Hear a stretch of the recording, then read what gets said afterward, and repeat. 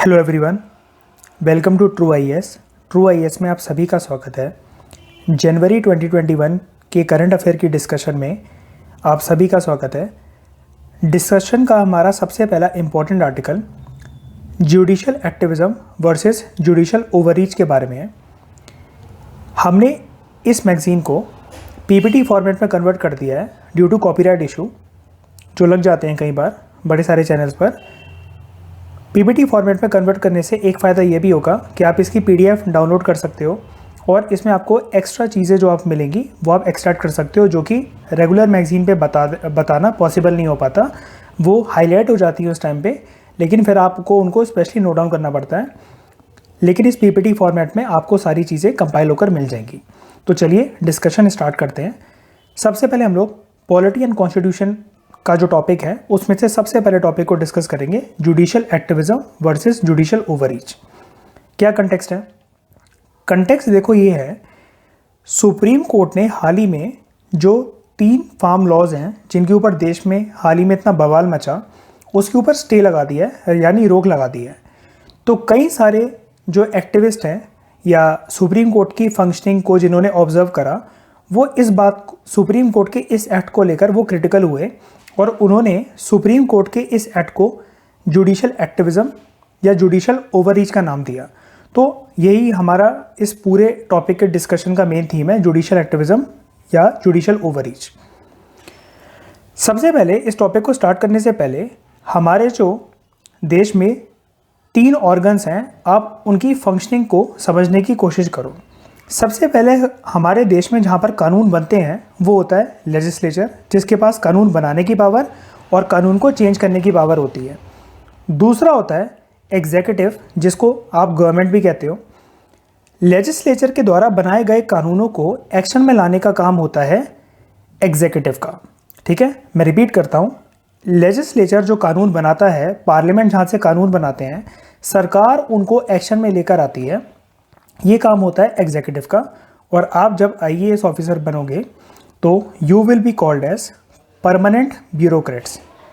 हमारी वाली ब्यूरोक्रेसी को कहा जाता है परमानेंट ब्यूरोक्रेट्स, और जो पॉलिटिशियंस होते हैं उनकी ब्यूरोक्रेसी को कहा जाता है पॉलिटिकल ब्यूरोक्रेसी। तो परमानेंट ब्यूरोक्रेसी और पॉलिटिकल ब्यूरोक्रेसी साथ मिलकर लॉज बनाते हैं, ये काम होता है एग्जीक्यूटिव का। तीसरा जो ऑर्गन होता है वो होता है जुडिशरी, जिसके पास पावर होती है कानून जो बनाए गए लेजिस्लेचर के द्वारा, जो एक्शन में लाए गए, इम्प्लीमेंट करे गए, एग्जीक्यूट करे गए एग्जीक्यूटिव के द्वारा, उन पे अपनी जजमेंट देना, उन पे अपनी राय देना कि अगर ये कॉन्स्टिट्यूशनल बाउंड्री है तो ये कानून कॉन्स्टिट्यूशन की बाउंड्री में आते हैं तो ये ठीक है। अगर ये कॉन्स्टिट्यूशन की बाउंड्री को क्रॉस करते हैं तो सुप्रीम कोर्ट सीधी सी बात क्या करता है, इन कानूनों को नल एंड वॉइड डिक्लेयर कर देता है, मतलब इनवैलिड करार दे देता है। कॉन्स्टिट्यूशन मेकर्स ने सेपरेशन ऑफ पावर के कंसेप्ट को इस तरीके से देखा, मान लो ये जो 3 ऑर्गन्स हैं इनकी हमने डिस्कस करी पावर है, लेजिस्लेचर की पावर लॉ बनाने की, एग्जीक्यूटिव की लॉ को एग्जीक्यूट करने की यानी उसको एक्शन में लाने की, और जुडिशरी को कानून को चेक करने की कि वो कॉन्स्टिट्यूशन की बाउंड्रीज को क्रॉस तो नहीं करता है। अब होता क्या है कि कॉन्स्टिट्यूशन मेकर्स ने ये सोचा था कि हर एक इंस्टीट्यूशन दूसरे इंस्टीट्यूशन के ऊपर चेक्स एंड बैलेंसेस रख सके। ठीक है, मतलब चेक भी कर सके और बैलेंस रख सके। तो कॉन्स्टिट्यूशन मेकर्स ने, संविधान निर्माताओं ने एब्सोल्यूट और रिजिड सेपरेशन ऑफ पावर के कंसेप्ट को तो अवॉइड करा। मतलब ऐसा भी नहीं है कि लेजिस्लेचर से लॉ बनाएगा वो बिल्कुल भी एग्जीक्यूटिव को नहीं देख सकता कि वो किस तरीके से कानून को एग्जीक्यूट कर रहे हैं। एग्जीक्यूटिव जुडिशरी के ऊपर नज़र ना रख सके, जुडिशरी लेजिस्लेचर और एग्जीक्यूटिव के ऊपर नज़र न रख सके। इस तरीके के rigid fixed separation of power को कॉन्स्टिट्यूशन मेकर्स ने अवॉइड करा।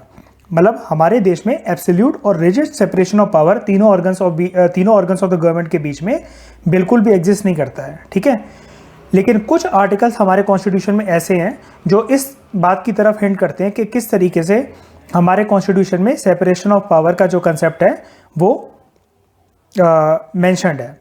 जैसे आर्टिकल 50 जो कि एक डीपीएसपी है यानी directive principle of state policy है, वो स्टेट को डायरेक्ट करता है कि आप अपने आप को किस तरीके से जुडिशरी से और एग्जीक्यूटिव से सेपरेट कर सकते हो। इसका मतलब कोर्ट और जो सरकार है एक दूसरे से किस तरीके से सेपरेटेड है, उनके डिफाइंड रोल्स एंड फंक्शंस क्या हैं, ये वाली चीज़ मेंशन्ड है आर्टिकल 50 के अंदर।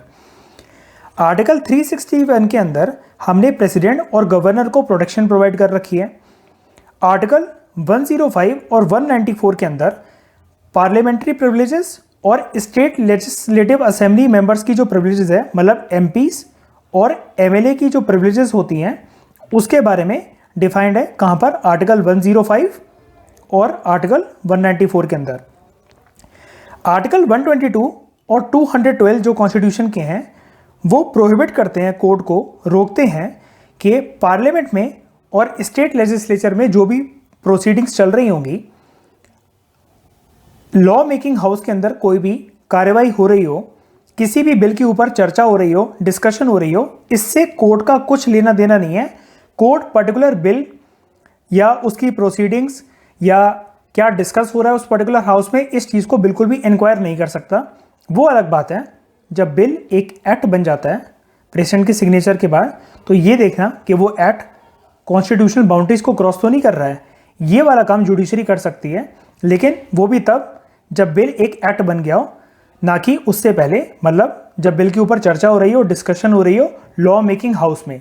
पार्लियामेंट्री लेवल पर लॉ मेकिंग, नेशनल लेवल पर लॉ मेकिंग हाउस को हम लोग कहते हैं पार्लियामेंट, जहाँ पर पार्लियामेंट्री प्रोसीडिंग्स होती हैं। स्टेट लेवल पर जो लॉ मेकिंग हाउस होते हैं वो दो तरीके के होते हैं। कुछ स्टेट में सिर्फ सिंगल हाउस होता है जिसको हम लोग कहते हैं यूनिकैमरल लेजिस्लेचर। ज़्यादातर स्टेट जो हैं उनमें एक ही हाउस है जिसको हम लोग कहते हैं विधानसभा या फिर स्टेट लेजिस्लेटिव असेंबली।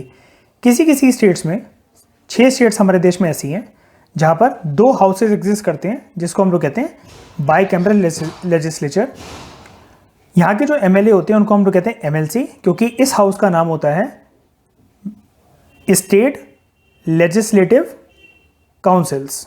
ठीक है, तो स्टेट लेजिस्लेटिव काउंसिल के जो मेंबर होंगे वो होते हैं एमएलसी।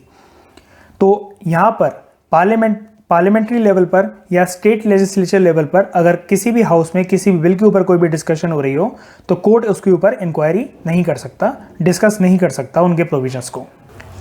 और अगर फर्दर बात करें हम लोग कि सेपरेशन ऑफ पावर का कंसेप्ट और हमें कहाँ देखने को मिला फ्यूचर कोर्स ऑफ एक्शन में, तो जो फेमस केस है कॉन्स्टिट्यूशन का, केशवानंदा भारती केस में जब सुप्रीम कोर्ट ने basic structure of the constitution को डिफाइन करा, तो वहां पर सेपरेशन ऑफ पावर का कंसेप्ट हमें दिखाई देने को पड़ता है।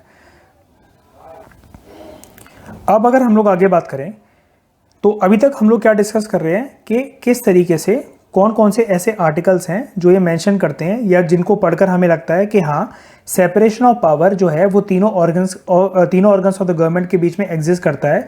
तीनों ऑर्गन्स के डिफाइंड रोल्स एंड फंक्शंस हैं। लेकिन कुछ ऐसे आर्टिकल्स भी हैं हमारे कॉन्स्टिट्यूशन के अंदर जो इस बात की तरफ संकेत करते हैं, हिंट करते हैं कि तीनों ऑर्गन्स ऑफ द स्टेट की जो पावर हैं, जो रिस्पॉन्सिबिलिटीज़ हैं, वो ओवरलैप कर रही हैं। ठीक है, मतलब मिक्सचर है कि समझ में नहीं आ रहा है कि कौन सी पावर किसकी है। बहुत नॉर्मल तरीके से आपको समझाता हूँ। मान लो ये आर्टिकल्स हैं, अभी आप नंबर छोड़ो, सिर्फ आर्टिकल पे फोकस करो। ये कॉन्स्टिट्यूशनल आर्टिकल्स हैं, ठीक है, फंडामेंटल राइट्स के ये आर्टिकल्स हैं कुछ कुछ, जैसे आर्टिकल 3, आर्टिकल 32, ये फंडामेंटल राइट्स हैं। लेकिन कोई भी जो आर्टिकल हैं वो बनते कहाँ पर हैं? देश में अगर कोई एक आर्टिकल है तो ऑब्वियसली बात है कि उसके पीछे कोई एक कानून होगा, तो कानून बनते हैं पार्लियामेंट में। इन आर्टिकल्स की जो भी प्रोविजंस होंगी उसको एग्जीक्यूट कौन करेगा? वो करेगा एग्जीक्यूटिव। उनको देखेगा कौन कि वो जो लॉज बन रखे हैं, जो ये आर्टिकल्स हैं, क्या ये कॉन्स्टिट्यूशन की बाउंड्रीज को तो क्रॉस नहीं करते हैं? ये देखेगा सुप्रीम कोर्ट या फिर हाई कोर्ट। तो ये कुछ ऐसे आर्टिकल्स हैं जिसमें ऐसा देखने पे ऐसा लगता है कि तीनों organs of the government in articles को कंट्रोल कर रहे हैं या इसमें इन्वॉल्व है। जैसे आर्टिकल 13 जो कि जुडिशरी को पावर देता है किसी भी लॉ को रिव्यू करने के लिए। आर्टिकल 32 और 226 जो कि राइट टू कॉन्स्टिट्यूशनल रेमेडीज़ हैं, मतलब पर्सन का अगर किसी भी पर्सन का अगर फंडामेंटल राइट वायलेट होता है तो ऐसे केस में राइट टू कॉन्स्टिट्यूशनल रेमेडीज़ का इस्तेमाल कर वो पर्सन डायरेक्टली सुप्रीम कोर्ट को या हाई कोर्ट को अप्रोच कर सकता है। इस राइट को आप याद रखना, डॉक्टर B.R. अम्बेडकर ने राइट टू कॉन्स्टिट्यूशनल रेमेडीज़ को under article 32 heart and soul of the constitution बोला था। ठीक है, राइट टू कॉन्स्टिट्यूशनल रेमेडीज़ किस प्रकार से होती हैं, जैसे आपने नाम सुने होंगे, prohibition, certiorari, mandamus, quo warranto. ठीक है, तो ये कुछ होती हैं right to constitutional remedies. Last है आर्टिकल 142 जो कि सुप्रीम कोर्ट को एक एक्स्ट्रॉर्डिनरी पावर देता है कंप्लीट जस्टिस करने की। तो ये हो गया सेपरेशन ऑफ पावर का कंसेप्ट। अब आप एक चीज़ याद रखना, जुडिशरी की क्या पावर है जो हमने डिस्कस करी। जुडिशरी की पावर है जब कानून बना दिए गए हों उन कानूनों पे अपनी जजमेंट देना कि वो कॉन्स्टिट्यूशनल बाउंड्रीज को क्रॉस तो नहीं कर रहे हैं वो कानून। अब इसी के साथ हम लोग अपने आर्टिकल पर वापस आते हैं। जुडिशियल एक्टिविज्म एक जुडिशियल फिलॉसफी होती है जो जजेस को मोटिवेट करती है कि ट्रेडिशनली अभी तक वो जो काम करते हुए आए हैं, क्या काम करते हुए आए हैं, उनका काम क्या है, किसी लॉ पर अपनी जुडिशियल जजमेंट देना कि वो कॉन्स्टिट्यूशनल बाउंड्री को क्रॉस कर रहा है या फिर नहीं कर रहा है। इस चीज़ को देखना कि law with in the constitution है, कॉन्स्टिट्यूशनल बाउंड्री में है कि नहीं है। इस चीज़ से जजेस डिपार्ट होते हुए क्या काम करते हैं, वो जजमेंट्स देने लगते हैं एक सोशल रिफॉर्म लाने के लिए सोसाइटी में, जिसको हम लोग कहते हैं प्रोग्रेसिव पॉलिसीज़, और या फिर दूसरी सोशल पॉलिसीज़। अब मुझे आप एक बात बताओ, पॉलिसी बनाने का काम, उसमें चेंजेस लाने का काम, रिफॉर्म्स लाने का काम, ये सब किसका है? पार्लियामेंट बनाएगा कानून, उसको एग्जीक्यूट कर देगा एग्जीक्यूटिव। जुडिशरी का क्या इससे कुछ लेना देना है? लेकिन नहीं, जुडिशरी ऐसे केसेस में प्रोग्रेसिव और सोशल पॉलिसीज़ के कंटेक्स्ट में जुडिशरी एक एक्टिविस्ट का रोल निभाता है, बढ़ चढ़कर हिस्सा लेकर आगे बढ़कर कि मैं डायरेक्ट करूँगा गवर्नमेंट को, गवर्नमेंट की पॉलिसी को, गवर्नमेंट के एडमिनिस्ट्रेशन को, और मैं कंपेल करूँगा अथॉरिटी को एक्ट करने के लिए। तो जब आप अथॉरिटी देखो, जो है यहाँ पर बात हो रही है पार्लियामेंट की या फिर एग्जीक्यूटिव की, उनको अपने, आप एक बात बताओ, क्या अपने रोल नहीं पता उनको? पार्लियामेंट को क्या नहीं पता कि उसको कानून बनाना है? एग्जीक्यूटिव को क्या नहीं पता कि पार्लियामेंट के द्वारा जो बनाया गया कानून है मुझे उसको एग्जीक्यूट करना है, मुझे उसको एक्शन में लाना है? लेकिन नहीं, जुडिशरी सोशल पॉलिसीज़ के दायरे में, कानूनी दायरे में घुसता है और एक एक्टिविस्ट की तरह रोल निभाते हुए किसी भी अथॉरिटी को कंपेल करता है कि वो कानून बनाए, गवर्नमेंट को डायरेक्ट करता है कि वो एक्शन ले, गवर्नमेंट की पॉलिसीज़ को और एडमिनिस्ट्रेशन को कंट्रोल करने लग जाता है। जब इस तरह का रोल हमें सुप्रीम कोर्ट की फंक्शनिंग में या फिर हाई कोर्ट की फंक्शनिंग में, मतलब कुल मिलाकर बात है जुडिशरी की फंक्शनिंग में, जब इस तरीके का एक्टिविस्ट का रोल हमें दिखाई पड़ता है, उस कंसेप्ट को हम लोग कहते हैं जुडिशियल एक्टिविज्म। अब अगर जुडिशरी इस तरीके का इंटरफेयरिंग रोल अगर निभाता है तो इसके कुछ केसेस भी होंगे, कुछ एग्जाम्पल्स भी होंगे। तो ऐसे 3 एग्जाम्पल्स हमें बताए जाते हैं। जुडिशरी ने सुप्रीम कोर्ट को डायरेक्ट करा था कि वो ड्रॉट के ऊपर एक अपनी नई पॉलिसी लेकर आए। सुप्रीम कोर्ट ने सेंटर को डायरेक्ट करा था कि बैंकों का जो कर्जा बढ़ता चला जा रहा है और बैंक जिस तरीके से एनपीएस का शिकार हो रहे हैं, यानी non performing assets, bad loans का शिकार हो रहे हैं, उसके लिए सेंटर गवर्नमेंट एक पैनल बनाए। सुप्रीम कोर्ट ने बीसीसीआई, जो कि देखो आप एक प्राइवेट बॉडी है, एक प्राइवेट बॉडी को रिफॉर्म करने के लिए अपनी जजमेंट्स दी, अपनी इंटरफेरेंस दिखाई। तो ये सब चीज़ें क्या इशारा करते हैं? ये सब चीज़ें ये इशारा करते हैं कि जुडिशरी अपने ट्रेडिशनल रोल से डिपार्ट होते हुए एग्जीक्यूटिव और लेजिस्लेचर के डोमेन में घुसने लगी है और उनका रोल अब खुद अपनाने लगी है। इस चीज़ को हम लोग कहते हैं जुडिशियल एक्टिविज्म। दूसरा कंसेप्ट जो था वो था जुडिशियल ओवररीच। एक बात आप याद रखना, बहुत ही थिन लाइन एक एग्जिस्ट करती है जुडिशियल एक्टिविज्म के बीच में और जुडिशियल ओवररीच के बीच में। तो क्या होता है जुडिशियल ओवररीच?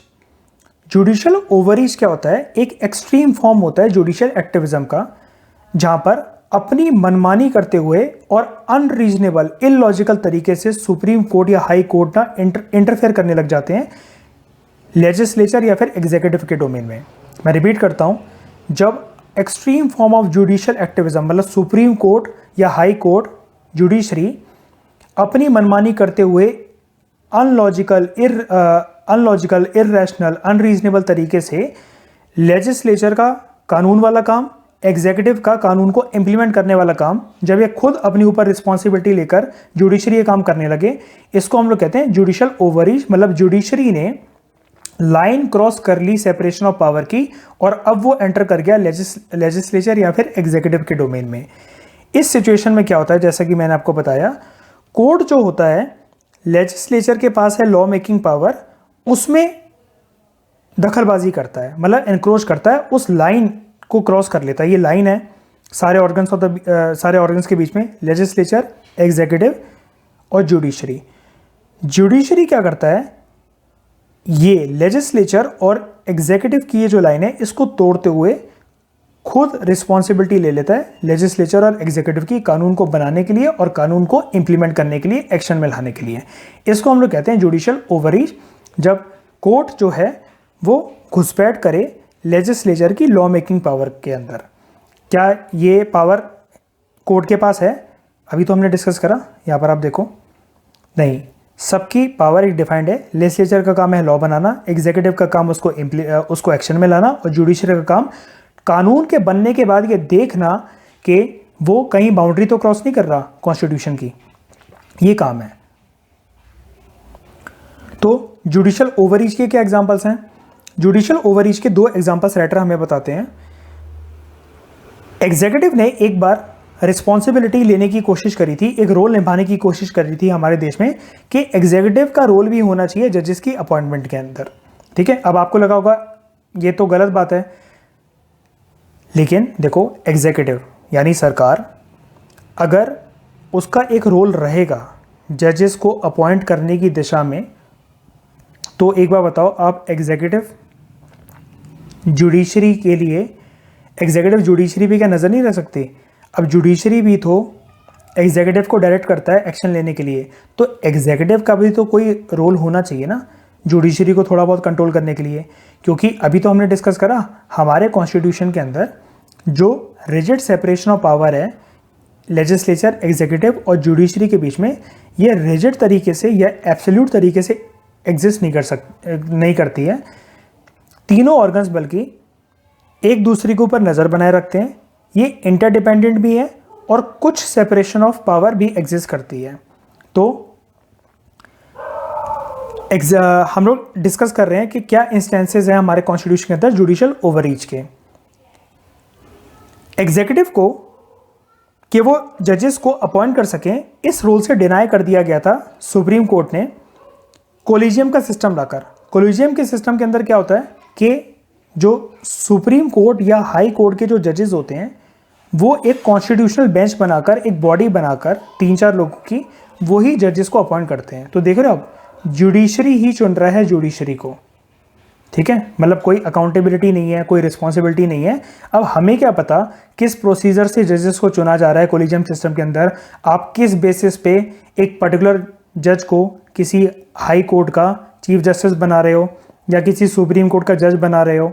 ठीक है, ये जुडिशरी की जो फंक्शनिंग है कोलिजियम सिस्टम के अंदर, अगर आप ऐसा कर भी रहे हो तो कम से कम ट्रांसपेरेंसी तो रखो, लेकिन नहीं, ना ट्रांसपेरेंसी है, ना कुछ है, ना एग्जीक्यूटिव को अपना रोल लेने दिया कि आप हमें अपॉइंट नहीं करोगे, हम अपने आप को खुद ही अपॉइंट कर लेंगे।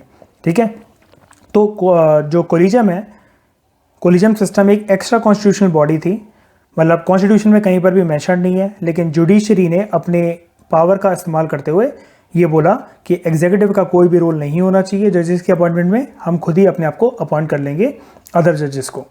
दूसरा, तो ये एक इंस्टेंस हुआ जुडिशियल ओवररीच का। दूसरा इंस्टेंस हमें देखने को मिलता है 2014 की बात है, NJAC act, national judicial appointment commission act जो है वो सरकार लेकर आई कि जजेस की नियुक्ति जिस प्रकार से होती है, जजेस को जिस तरीके से अपॉइंट करा जाता है, उसमें बराबरी से रोल रहे एग्जीक्यूटिव का भी और जुडिशरी का भी।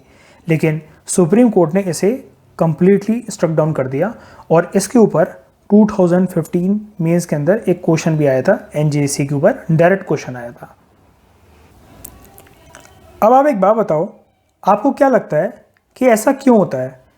ये जुडिशियल एक्टिविज्म और जुडिशियल ओवररीच के जो इंस्टेंसेस हैं हमें देखने को ही या सुनने को मिलते ही क्यों हैं?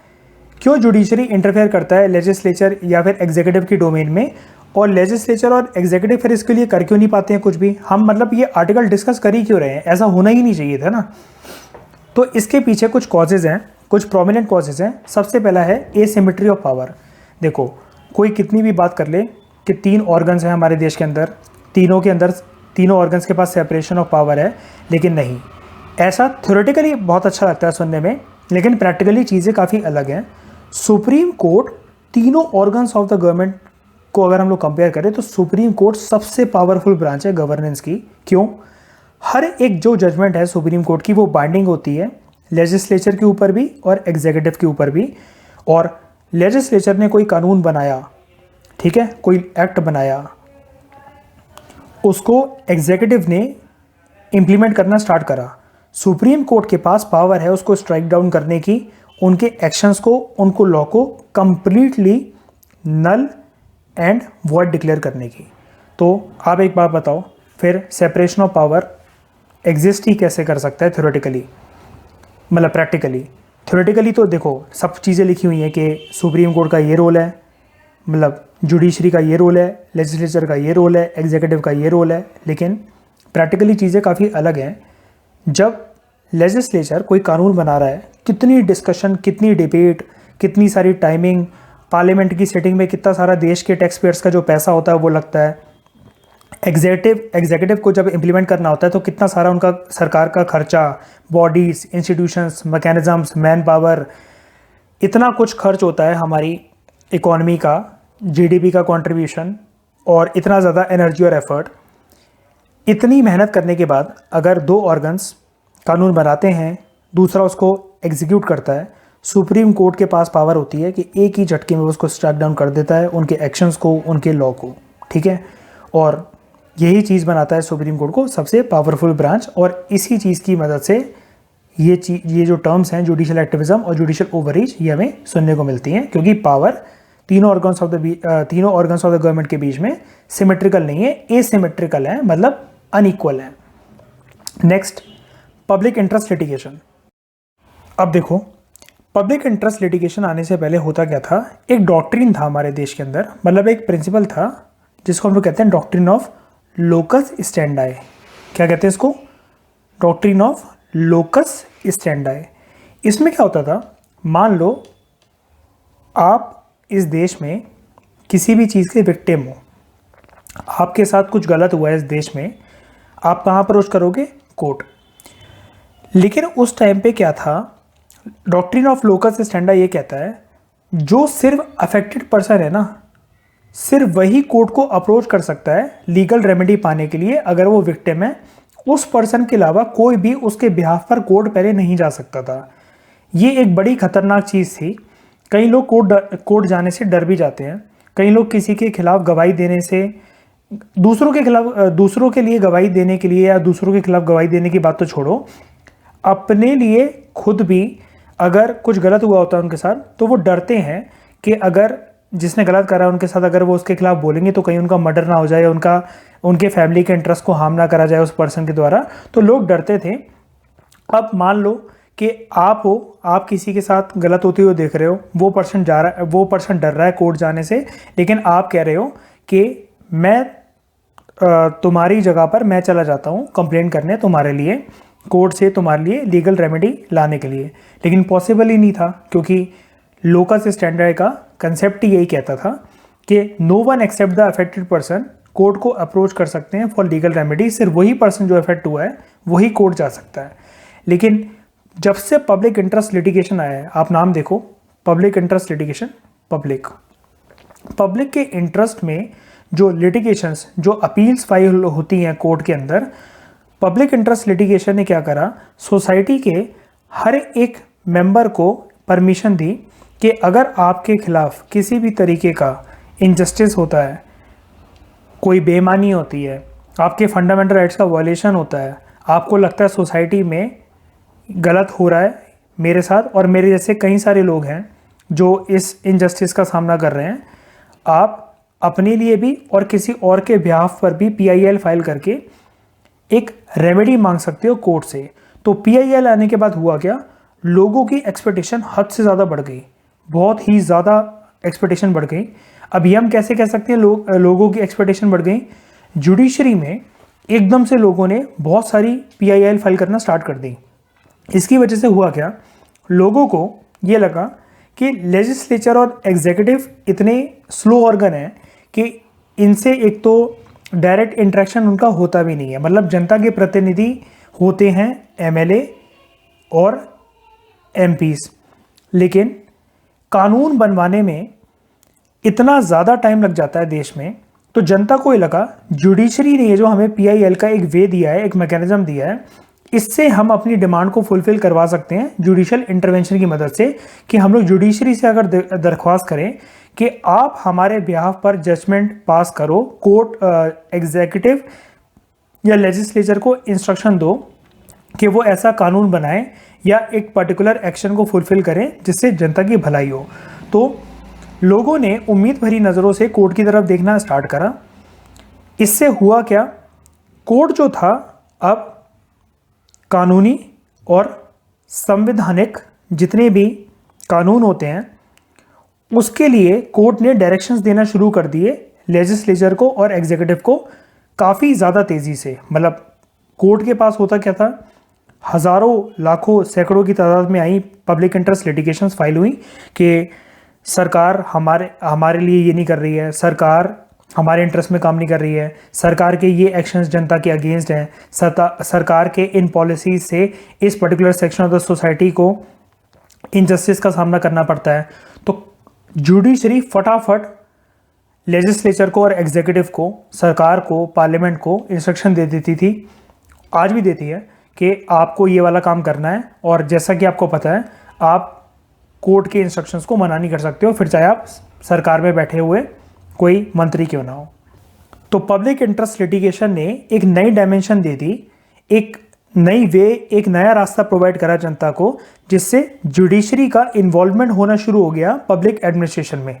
जबकि आपको पता है ये जो टर्म है public administration, it is meant for the executive, ठीक है, कि जो सरकार है वो एग्जीक्यूट करेगी कोई भी एक्शंस को, लेजिस्लेचर पार्लियामेंट के द्वारा बनाए गए कानूनों को एग्जीक्यूट करेगी सरकार, जिससे इफेक्टिव एडमिनिस्ट्रेशन सोसाइटी का और इकोनॉमी का कैरी आउट हो सके। लेकिन ये वाली रिस्पॉन्सिबिलिटी भी एग्जीक्यूटिव और लेजिस्लेचर की जुडिशरी ने अपने हाथों में सौंप ली, जब से पब्लिक इंटरेस्ट लिटिगेशन की अपील जो है जुडिशरी में काफ़ी तेज़ी से फाइल होना शुरू हुई। अब हम लोग इतनी देर से पढ़ रहे हैं, टॉपिक ही हमारा यही है कि जुडिशरी किस तरीके से इंटरफेयर कर रही है लेजिस्लेचर और एग्जीक्यूटिव की फंक्शनिंग में। लेकिन मुझे आप एक बात बताओ, जुडिशरी को ज़रूरत ही क्या है इंटरफेयर करने की? देखो, ज़रूरत इस प्रकार से है, लेजिस्लेचर और एग्जीक्यूटिव अगर शुरू से ही इतने अच्छे से काम करते हुए आते तो supreme court, judiciary, high court कोई पागल थोड़ी ना है कि इनकी फंक्शनिंग में ज़बरदस्ती उसको इंटरफेयर करना है। अरे भाई, उसके पास और भी इतने सारे काम हैं, करोड़ों केसेस हमारे देश में पेंडिंग पड़े हुए हैं। तो आपको क्या लगता है कि वो अपने केसेस को छोड़कर इन दोनों ऑर्गन्स ऑफ द गवर्नमेंट में क्यों इंटरफेयर कर रही है? इंटरफेरेंस देखो हमें लग रहा है, लेकिन जुडिशरी एक ऐसा रास्ता, एक ऐसा प्लेटफॉर्म देश को प्रोवाइड करवाना चाह रही है जिसकी वजह से जो इनएफिशिएंट फंक्शनिंग है ना लेजिस्लेचर और एग्जीक्यूटिव की, उसको इंप्रूव करा जा सके। अगर लेजिस्लेचर और एग्जीक्यूटिव शुरू से ही इतना अच्छा काम करते हुए आते तो हमारे देश में इतनी करप्शन क्यों है, हर चीज़ में इतना डिले क्यों है, क्यों सरकार जो है वो नॉन रिस्पॉन्सिव रहती है कई सारे मैटर्स में? आप खुद एक बार बताओ, अपने एरिया या MP को आपको अप्रोच करना कितना मुश्किल हो जाता है।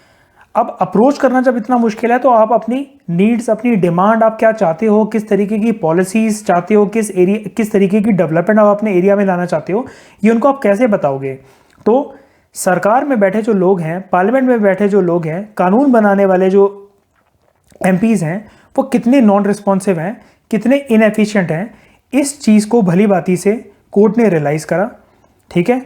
और एग्जीक्यूटिव और लेजिस्लेचर के इस रवैये की वजह से जो इफेक्टिव गवर्नेंस देश में होनी चाहिए उसमें एक खालीपन सा महसूस हुआ, जुडिशरी को एक वैक्यूम सा महसूस हुआ। तो इस वैक्यूम को फिल करने के लिए, हज़ारों करोड़ों लोगों की एक्सपेक्टेशंस को फुलफिल करने के लिए जुडिशरी ना चाहते हुए भी जुडिशरी को इंटरफेयर करना पड़ता है ताकि गवर्नेंस को इम्प्रूव करा जा सके। मैं आपको एग्जांपल देता हूँ, हम एक एग्जांपल डिस्कस करते हैं। बड़े टाइम से देश में मांग चल रही थी कि वर्क प्लेस पर जो औरतों का सेक्सुअल हैरेसमेंट होता है, इसको रोकने के लिए, इसको प्रिवेंट करने के लिए आप एक कानून लेकर आओ। लेजिस्लेचर से, पार्लियामेंट से लोगों की अपील थी। बड़े टाइम से देश में एक आवाज़ उठ रही थी कि औरतें जो जहाँ पर काम करती हैं उनके खिलाफ जो सेक्सुअल हैरेसमेंट के केसेस आते हैं उसको प्रिवेंट करने के लिए कानून होना चाहिए हमारे देश के अंदर। बड़े टाइम तक लोगों ने पार्लियामेंट से, एग्जीक्यूटिव से, सरकार से दरख्वास्त करी कि इसके ऊपर कानून लेकर आओ, लेकिन वही वाली बात कि सरकार का रवैया काफ़ी ज़्यादा ढीला था, तो सुप्रीम कोर्ट को इंटरफेयर करना पड़ा। और फाइनली 1997 में विशाखा गाइडलाइंस आती हैं। और ये गाइडलाइंस कैसे आई? सुप्रीम कोर्ट के एक जजमेंट के बेसिस पर ये गाइडलाइंस आती हैं, विशाखा गाइडलाइंस, जिसमें फाइनली इन गाइडलाइंस में कहा गया कि अगर काम करती हुई महिलाओं का, जहाँ पर वो काम कर रही हैं, उनका किसी भी तरीके से सेक्सुअल हैरेसमेंट होता है तो सामने वाले पार्टी को इतने इतने टाइम की जेल हो सकती है। कुछ पीनल प्रोविजंस, जेल टर्म, इन सारे प्रोविजंस को लेकर आई। अब देखने से ऐसा लगेगा कि सुप्रीम कोर्ट यहाँ पर लेजिस्लेचर की डोमेन में घुस गई है, लेकिन आप मेरे को एक बात बताओ, इतने टाइम से जब आपसे रिक्वेस्ट करी जा रही थी, पूरी जनता आपसे, देश की पार्लियामेंट से रिक्वेस्ट कर रही थी कि आप एक ऐसा कानून लेकर आओ, एग्जीक्यूटिव से बोल रही थी कि सरकार से बोल रही थी कि आप वेरियस जो सेशंस होते हैं, पार्लियामेंट्री सेशंस, उनमें इस तरीके के कानूनों को इंट्रोड्यूस करवाओ, तो आपने आवाज़ क्यों नहीं सुनी? अब सुप्रीम कोर्ट को तो इंटरफेयर करना ही पड़ेगा ना गवर्नेंस को इम्प्रूव करने के लिए। तो हर चीज़ में हम लोग सुप्रीम कोर्ट को दोषी नहीं ठहरा सकते कि वो ज़बरदस्ती इंटरफेयर करता है। हर ऑर्गन का देश में सिर्फ एक ही मकसद होना चाहिए, वो है इफेक्टिव गवर्नेंस। लेकिन तीनों ऑर्गन में से सिर्फ अभी वो काम सुप्रीम कोर्ट करता हुआ दिख रहा है। आपने देखा होगा ये जो टॉपिक है हमारा काफ़ी ज़्यादा बैलेंस्ड है। शुरू में हमने सुप्रीम कोर्ट को क्रिटिकल अप्रोच से देखना शुरू करा था, लेकिन अब हम सुप्रीम कोर्ट के थोड़ा सा फेवर में बढ़ते चले जा रहे हैं। तो इसी तरीके की जो रिदम होती है ना कि आप क्रिटिकल से कैसे बैलेंस्ड एक अप्रोच जो बनाते हो अपने आंसर में, इसी बैलेंस्ड अप्रोच से आप मेंस आंसर राइटिंग कर सकते हो। तो आपको पहले इशू की पूरी इन डेप्थ एनालिसिस करनी होती है, फिर क्रिटिकल पार्ट, या फिर एक पॉजिटिव एंगल, उसका क्रिटिकल एंगल, फिर एक बैलेंस अप्रोच। कुछ और भी फैक्टर्स हैं जिसकी वजह से जुडिशरी ने एक एक्टिविस्ट का रोल निभाया है, या फिर क्रिटिकल पॉइंट ऑफ व्यू से उसको जुडिशियल ओवररीच भी कह सकते हैं। लोगों की पिछले कुछ सालों में ड्यू टू ग्लोबलाइजेशन, या फिर एक्टिव मीडिया इन्वॉल्वमेंट की वजह से, या फिर वेरियस सिविल सोसाइटी ऑर्गेनाइजेशन जैसे NGOs की वजह से, लोग अब पूरे वर्ल्ड में ये जान पाते हैं कि दूसरी कंट्री में क्या चल रहा है। तो इंडिया में बैठे हुए लोग फॉर एग्जांपल वेस्टर्न कंट्री में ये जान पाते हैं कि वहाँ पर कैसा कानून आया, लोगों को उस कानून की मदद से कितनी ज़्यादा सिविल लिबर्टीज़ मिली, कितने राइट्स मिले। आप LGBT के इशू को देख लो, LGBTIQ के इशू को देख लो। जो LGBTIQ कम्युनिटी है, इसमें मान लो कि गे मैरिजेस के ऊपर इतनी ज़्यादा डिबेट इंडिया के अंदर चलती है, लेकिन वेस्टर्न कंट्री में लोग मीडिया पे ये देखते हैं कि वहाँ पर गे मैरिजेस अलाउड हो गई हैं, ठीक है, लेस्बियन मैरिजेस वहाँ पर अलाउड हो गई हैं। तो अब लोगों को लगता है कि इस तरीके के कानून हमारे देश में लाने के लिए जो प्रेशराइज करना पड़ेगा पॉलिटिशियंस को, उससे काफ़ी ज़्यादा टाइम लग जाएगा। तो जनता हमारे देश में क्या करती है जुडिशरी को डायरेक्ट अप्रोच करते हैं वो लोग, जनता, through filing various public interest litigations. तो लोगों की कॉन्शियसनेस कहीं ना कहीं बढ़ी है ग्लोबलाइजेशन की वजह से, मीडिया की वजह से, दूसरे देशों में चल क्या रहा है, ठीक है, वहाँ पर कैसे कानून आ रहे हैं। इन सब चीज़ों को देखते हुए अब जब लोग जुडिशरी को अप्रोच करते हैं, जुडिशरी को जब अप्रोच करते हैं और जुडिशरी की तरफ नज़रें बढ़ाते हैं अपने एक सिविल राइट को सिक्योर करने के लिए, गाइडलाइंस पास करवाने के लिए, जजमेंट पास करवाने के लिए, तो जुडिशरी को इफेक्टिव गवर्नेंस के लिए, क्योंकि लेजिस्लेचर और एग्जीक्यूटिव बहुत स्लो हैं इफेक्टिव गवर्नेंस लाने में, करोड़ों की जनता है, लेजिस्लेचर एग्जीक्यूटिव महीनों तक, सालों तक, सरकार खत्म हो जाती है, दूसरा टेन्योर उसका स्टार्ट हो जाता है, रिस्पॉन्ड वो करते नहीं है। तो किसी ना किसी ऑर्गन को तो वो देश में काम करना ही पड़ेगा ना, तो वो काम हमारे देश में निभाता है जुडिशरी। अब सारी बातें ठीक हैं कि जुडिशियल एक्टिविज्म की मदद से सुप्रीम कोर्ट ने सोसाइटी में काफ़ी अच्छा करने का कोशिश करा है, काफ़ी अच्छे इनिशिएटिव्स, गुड गवर्नेंस लाने की ट्राई करा है। कुछ इंस्टेंसेस में अगर जुडिशरी इंटरफेयर करे लेजिस्लेचर या फिर एग्जीक्यूटिव की फंक्शनिंग में, अगर वो स्लो हैं तो समझ में आता है बात अच्छी है, ठीक है। क्योंकि जुडिशरी हमें ऐसा लगता है कि उसका मकसद सिर्फ एक है, सोसाइटी में अच्छी गवर्नेंस लेकर आना। लेकिन जुडिशरी के काम को देखते हुए काफ़ी सारे केसेस में हमें ऐसा भी लगता है देखने से, अगर हम उनके कामों को एनालाइज करें जुडिशरी के, कि जुडिशरी ने एक्सेस पावर, हद से ज़्यादा पावर इस्तेमाल करी है, और जितना जुडिशियल एक्टिविज्म उसे नहीं दिखाना चाहिए था, नॉर्मल बाउंड्रीज को क्रॉस करते हुए उसने ओवर जुडिशियल एक्टिविज्म दिखाया, जिसको हम लोग जुडिशियल ओवररीच कहते हैं, ठीक है। तो कुछ कंसर्न्स भी हैं जो राइटर हमें बताते हैं कि जुडिशियल एक्टिविज्म के क्या कंसर्न है, जो कि जुडिशियल एक्टिविज्म ना रहते हुए फिर वो जुडिशियल ओवररीच का रूप ले लेता है। मतलब excessive amount of judicial activism judiciary जब यूज करने लग जाता है और लेजिस्लेचर और एग्जीक्यूटिव के रोल को खुद निभाने लग जाता है। तो इसके क्या कंसर्न्स हैं? जैसा कि हमने शुरू में डिस्कस करा था, संविधान निर्माताओं ने, कॉन्स्टिट्यूशन मेकर्स ने कॉन्स्टिट्यूशन में तीनों ऑर्गन्स ऑफ द गवर्नमेंट को इक्वल पावर दे रखी है। मतलब there is a concept of separation of power. अब तीनों ऑर्गन्स के खुद के ब्रॉड स्फीयर्स ऑफ ऑपरेशन है, मतलब खुद के अपने अपने सबके एरियाज ऑफ फंक्शनिंग है। तो अपने अपने एरियाज ऑफ फंक्शनिंग में रहकर ही तीनों ऑर्गन्स को काम करना चाहिए। आर्टिकल 142 सुप्रीम कोर्ट को एक स्पेशल एक्स्ट्राऑर्डिनरी पावर देता है कि सुप्रीम कोर्ट चाहे तो जुडिशियल ऑर्डर, जजमेंट्स पास कर लेजिस्लेचर और एग्जीक्यूटिव को फलाना फलाना काम करने के लिए बोल सकता है कि आपको ये काम करना है, ये लॉ लेकर आना है, इसको इम्प्लीमेंट करना है, इसके ऊपर एक्शन लेना है। वो कभी कभार समझ में आता है, लेकिन आर्टिकल 142 की मदद से सुप्रीम कोर्ट ने रिसेंटली पिछले कुछ सालों में, कुछ डिकेड्स में इस तरीके से अपने इस पावर को यूज़ करा है कि वो ऐसा लगता है कि सेपरेशन ऑफ पावर का जो कंसेप्ट जो ओरिजिनली कॉन्स्टिट्यूशन में बताया गया है, ये उसका साफ तरीके से वॉल्यूशन है। दूसरा कंसर्न जुडिशियल एक्टिविज्म से इस प्रकार से रिलेटेड है कि जुडिशरी समझता ही नहीं है कि लेजिस्लेचर और जो एग्जीक्यूटिव का काम है वो कितना चैलेंजिंग काम है।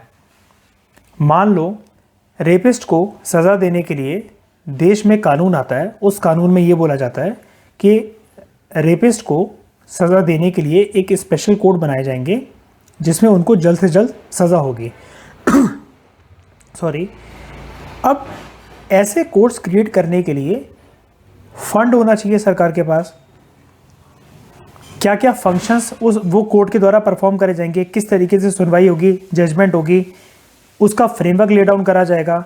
फिर जो ये स्पेशल कोर्ट्स होंगे, इसमें जजेस की अपॉइंटमेंट किस तरीके से होगी, तो वो फंक्शनरीज कौन कौन होंगे उस कोर्ट में काम करने वाले, इन सब मैटर्स को डिसाइड करने में देखो टाइम लगता है।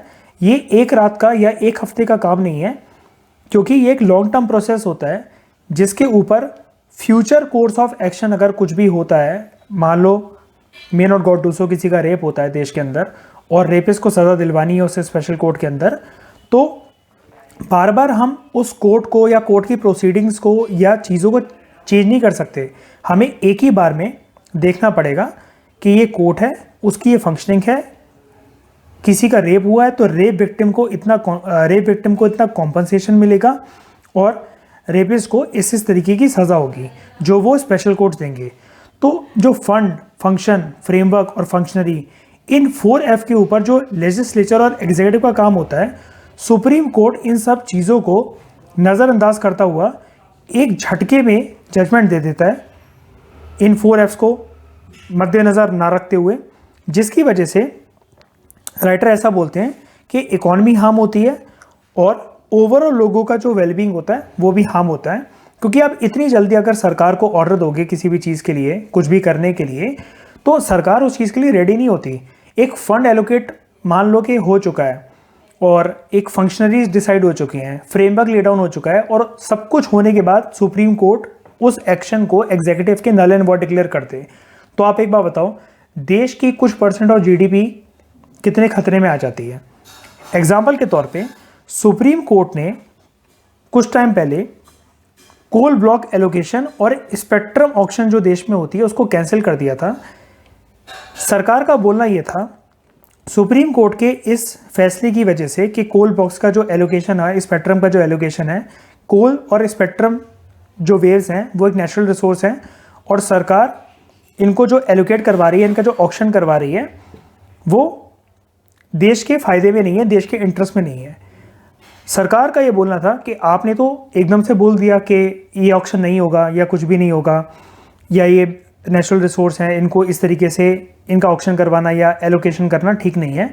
लेकिन इसकी वजह से देश के फाइनेंशियल इंस्टीट्यूशंस जो ऑलरेडी पुअर हेल्थ जिनकी है, देश के फाइनेंशियल इंस्टीट्यूशंस की जो ऑलरेडी पुअर हेल्थ है, उससे कितना और ज़्यादा मेजर लॉस होगा देश को, और उसकी इकोनॉमी और जीडीपी के ऊपर कितना ज़्यादा फर्क पड़ेगा, ये तो सुप्रीम कोर्ट ने कंसिडर ही नहीं किया। नेक्स्ट कंसर्न है lack of accountability of the judiciary.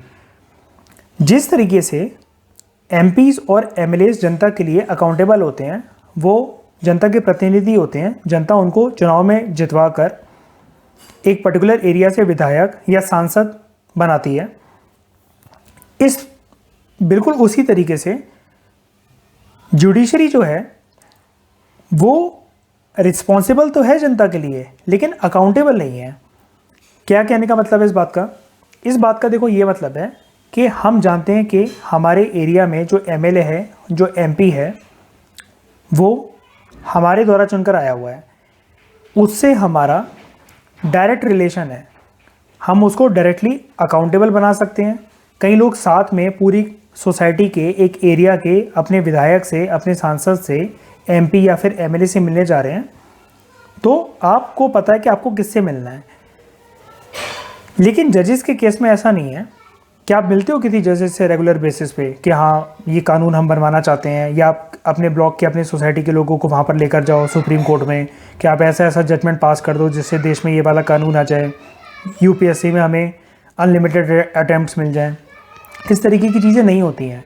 तो जुडिशरी जो है वो इंस्टीट्यूशन, वो गुड गवर्नेंस के लिए तो है, लेकिन जिस तरीके से लेजिस्लेचर और एग्जीक्यूटिव जनता के लिए अकाउंटेबल है, उस सिमिलर वे में जुडिशरी अकाउंटेबल नहीं है। फर्दर जुडिशरी के पास एक पावर है कंटेम्प्ट ऑफ कोर्ट की। आपने जुडिशरी के डिसीजन को अगर नहीं माना, या अगर आप जुडिशरी के जजमेंट्स की अवहेलना करते हो, उसकी डिसरिस्पेक्ट करते हो, ठीक है, तो जुडिशरी आपके ऊपर कंटेम्प्ट ऑफ कोर्ट लगा सकती है, जिसकी वजह से आपके ऊपर कुछ पेनल्टी लग सकती है। और जो जज हैं वो इस इंस्ट्रूमेंट का फ्रीक्वेंटली यूज़ करते हैं, कंटेम्प्ट ऑफ कोर्ट का, ना कि सिर्फ जनता के ऊपर बल्कि सरकार और सरकारी कर्मचारियों के ऊपर भी।